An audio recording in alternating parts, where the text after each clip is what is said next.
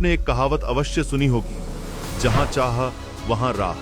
पर सवाल ये उठता है कि परमात्मा की चाह और विकारों से दूर रहने की इच्छा तो सभी को होती है, लेकिन सही राह हर किसी को नहीं मिलता। परंतु वर्तमान समय में एक संत की आध्यात्मिक शक्ति से लोगों को जीवन जीने की सही राह मिल रही है। उन्हीं लोगों में से एक हैं बागेश्वर, उत्तराखंड के कमल चौहान जी, जिनकी जिंदगी को संत रामपाल जी महाराज जी की शिक्षाओं ने प्रभावित किया। पहले ये शास्त्र विरुद्ध मनमानी साधनाओं में फंसकर सही पथ से भटके हुए थे। इनकी जिंदगी में काफी दुख दर्द और मां को भूत प्रेत बाधा भी थी। इसी बीच में कमल जी को ज्ञान गंगा पुस्तक मिली, जिसके लेखक तत्वदर्शी संत रामपाल जी महाराज हैं। पुस्तक में वर्णित शास्त्रानुकूल साधना को अपनाने से तो मानो कमल जी की जिंदगी बदल गई हो, जैसे भटके को सही राह मिल जाती है। माता जी की भूत प्रेत बाधा दूर हुई और पिताजी को नया जीवन दान मिला। साथ ही संत जी के शुभाशीर्वाद से कमल जी को सुकून और शांति की अनुभूति हुई।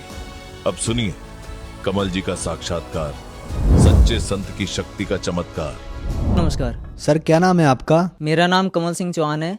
मैं उत्तराखंड बागेश्वर ग्राम किड़ई से हूँ। सर, संत रामपाल जी महाराज से आपने नाम दीक्षा कब ली? मेरा आध्यात्मिक जन्म 1 अप्रैल 2014 को हुआ सर। सर, संत रामपाल जी महाराज से नाम दीक्षा लेने से पहले आप क्या भक्ति साधनाएं करते थे? सर, मैं ब्रह्मा, विष्णु, शिव, हनुमान जी, सभी देवी देवताओं की भक्ति किया करता था सर। सर, आप ब्रह्मा, विष्णु, महेश तथा हनुमान जी की भक्ति करते थे, तो आप संत रामपाल जी महाराज की शरण में क्यों आए? सर, मैं जब ब्रह्मा, विष्णु, महेश की भक्ति किया करता था तो मैं बहुत एक्सीडेंट होती थी मेरी, और मेरा भाई बहुत बिगड़ा हुआ था, और मेरी मम्मी के अंदर भूत था, और घर में बहुत क्लेश हुआ करते थे, और मेरा छाती भी टेढ़ी थी और हाथ में भी हड्डियां निकली हुई थी। मैं बहुत ज़्यादा परेशान था, मानसिक रूप से भी बहुत परेशान था मैं, और मतलब हालत बहुत मेरी ख़राब थी। और कई बार तो ये लगता था कि मैं भक्ति छोड़ ही दूँ, मतलब भक्ति करने की इच्छा नहीं करती थी। इतना भक्ति करते हुए घर में मतलब हमेशा झगड़ा हुआ करता था, और मतलब सुख नाम का चीज़ ही नहीं था घर में। तो संत रामपाल जी महाराज की शरण में आप कैसे आए? मैं संत रामपाल जी महाराज के चरणों में, मेरे मामा जी हैं खुशहाल सिंह मेहता जी, उन्होंने मेरे को ये इसके बारे में 2012 में जब पुस्तक भेजी थी, तो उस टाइम मैंने केवल संत रामपाल जी महाराज का फ़ोटो देखा था। तो मैंने उसमें 2-3 पेज पढ़ी थी, तो उसमें एक चीज़ लिखा हुआ है उस पुस्तक में, ज्ञान गंगा पुस्तक में, कि जो पीवे कड़वा पानी 70 जन्म कुत्ते की जानी। तो ये चीज़ मुझे बहुत प्रभावित किया। और उसमें एक और चीज़ लिखा है, जो मतलब मीठ मांस खाता है उसकी मतलब बहुत बुरी हालत होती है, इस प्रकार की लिखी थी।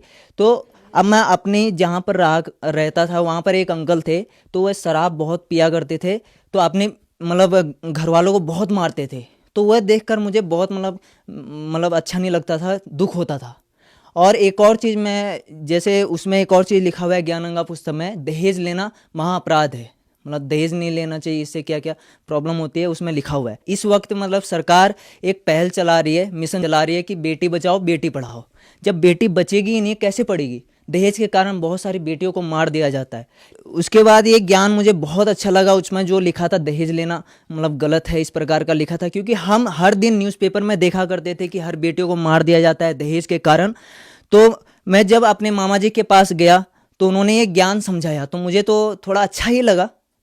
फिर उसके बाद मैंने टीवी में सत्संग देखा संत रामपाल जी का, तो बहुत अच्छा लगा। फिर उसके बाद हम वहाँ बरवाला आश्रम गए संत रामपाल जी का। वहाँ पर हमने जब क्या बोलते हैं सब व्यवस्था ही देखी, बहुत अच्छा व्यवस्था था वहाँ पर। और सबसे पहले मैं ये बताना चाह रहा हूँ कि मुझे पहले उल्टियाँ हुआ करती थी। संत रामपाल जी महाराज के चरणों में आने से पहले बहुत उल्टियाँ हुआ करती थी। मैं बस से भी डरता था, मतलब उसमें चढ़ने से भी। फिर उसके बाद क्या हुआ कि आश्रम से बस आती थी फ्री में, कोई निःशुल्क, जो लोग कहते हैं कि पैसे लिए जाते हैं, ऐसा कुछ नहीं था, निःशुल्क हर चीज़ था वहाँ पर हम बरवाला आश्रम में। फिर जैसे ही मैं गाड़ी में बैठा तो उसके बाद मैंने खाली मन में ही बोला कि मुझे बहुत उल्टियाँ होती हैं, इस प्रकार का बोला कि मतलब आप कैसे इसमें चढ़ूँ इस बस में। तो फिर उसके बाद मुझे नींद आ गई बस में। फिर जैसे मैं आश्रम के बाहर उतरा, बरवाला आश्रम के बाहर, तो फिर जैसे मैं अंदर गया तो मतलब वहाँ सब व्यवस्थाएं देखी मैंने, बहुत अच्छा लगा, आश्रम भी देखा। फिर उसके बाद हम नामदान स्थल में गए तो उन्होंने जो नियम पढ़ाए रियली में नियम बहुत अच्छे थे। तो फिर मैंने नामदान ले लिया, मेरे पिताजी और मैंने। फिर उसके बाद हम वहाँ पर संत रामपाल जी महाराज आशीर्वाद दे रहे थे, तो मैं वहाँ पर गया। और मैं एक चीज़ और बताना चाहूँगा कि भक्ति से पहले मुझे बहुत गुस्सा आया करता था, बहुत ज़्यादा। घर वाले भी बहुत परेशान थे और मैं खुद परेशान था। मुझे कई बार लगता था कि मैं मतलब क्या बोलते, जीने की इच्छा नहीं करती थी गुस्से की वजह से। और फिर जैसे ही संत रामपाल जी महाराज ने इस दास के ऊपर मतलब हाथ रखा तो आधा ऐसा लगा कि आधा मतलब कितने किलो टन मतलब वजन हट गए। ऐसा मुझे पहला मतलब वहाँ पर ही लाभ हुआ संत रामपाल जी महाराज के चरणों में। सर, संत रामपाल जी महाराज से आपने नाम दीक्षा ली और आपका गुस्सा जैसे दूर हो गया हो, इसके अलावा अन्य कोई लाभ आपको प्राप्त हुए? सर अन्य लाभ ये है कि मुझे 6 महीने पहले की बात है, मेरी पहले नस चढ़ा करती थी मतलब पैर में, और सभी जानते हैं नस चढ़ने में कितनी बुरी हालत होती है। मेरे हफ्ते में 3 दिन नस चढ़ जाती थी और मैं उससे बहुत परेशान था, मतलब संत रामपाल जी महाराज के चरणों में आने से पहले। और जैसे ही मैंने भक्ति ली उसके बाद क्या बोलते हैं, मेरा नस जैसे ही चढ़ा फिर उसके बाद बेहोश हो गया मैं। मतलब मेरे पैर में नस चढ़ गई थी और सभी जानते हैं कि नस चढ़ने से कितनी बुरी हालत होती है। तो हफ्ते में 3 दिन मेरी नस चढ़ जाती थी। एक तो उस चीज़ से परेशान था, तो संत रामपाल जी महाराज के चरणों में आने के बाद मेरा ये नस जो चढ़ती थी पैर में वह ठीक हो गया।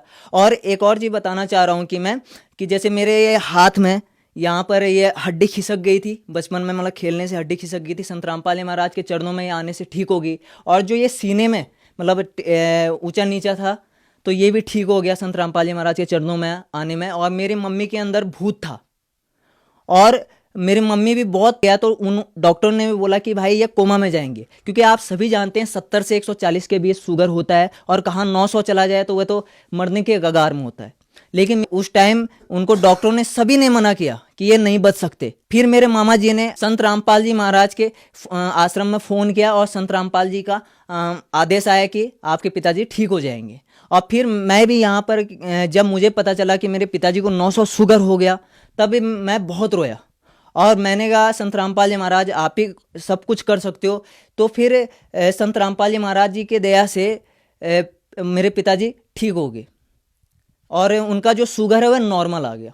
सर, संत रामपाल जी महाराज से अगर किसी को जुड़ना है तो उसे क्या करना होगा? सर संत रामपाल जी महाराज से अगर जुड़ना है तो आप मतलब सभी चैनलों में सत्संग आते हैं, टोटल 11 चैनल हैं, सभी में सत्संग आते हैं। उसमें पट्टी दी हुई रहती है, नीचे पट्टी आती है, उसमें नंबर दिए हुए हैं। उन नंबरों से अपने नज़दीकी नामदान केंद्रों के बारे में पता करें और नाम दीक्षा ले और अपना मनुष्य जीवन सफल करें। धन्यवाद सर। सर नमस्कार।